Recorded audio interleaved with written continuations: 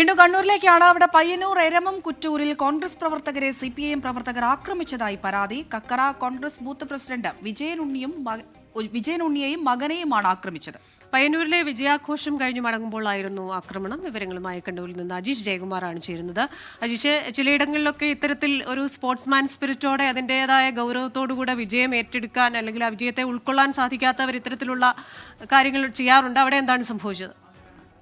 ഈ പയ്യന്നൂരിലെ ചരിത്ര വിജയം നേടിയ വിജയാഘോഷം കഴിഞ്ഞ് മടങ്ങുമ്പോഴായിരുന്നു ഈ ആക്രമണം നടന്നത്. എരമം കുറ്റൂർ, അത് നമുക്കറിയാവുന്ന പോലെ CPM-ന്റെ ശക്തി കേന്ദ്രമാണ്. പക്ഷെ അവിടങ്ങളടക്കം എരമം കുറ്റൂരിലടക്കം V കുഞ്ഞികൃഷ്ണൻ വലിയ ചലനമാണ് ഉണ്ടാക്കിയത്, ലീഡാണ് നേടിയത്.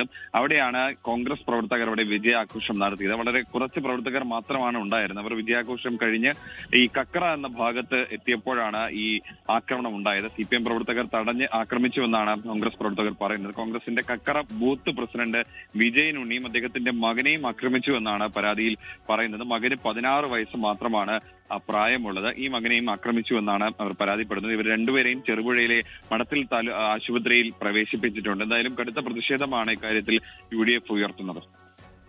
ശരി, എന്തായാലും അങ്ങനെ സംഭവിച്ചിട്ടുണ്ടെങ്കിൽ അതൊട്ടും ആശാസ്യമല്ല. കാരണം വിജയിച്ചത് കോൺഗ്രസ് അല്ലെങ്കിൽ UDF ആണെങ്കിലും വോട്ട് ചെയ്തത് ജനമാണ്. അപ്പോൾ അതിന് നമ്മൾ അതേ രീതിയിൽ കാണാനായിട്ട് ശ്രമിക്കുമെന്ന് കരുതാം. മലബാറിലെ ഇടത് കോട്ടകൾ തകർത്താണ് UDF വലിയ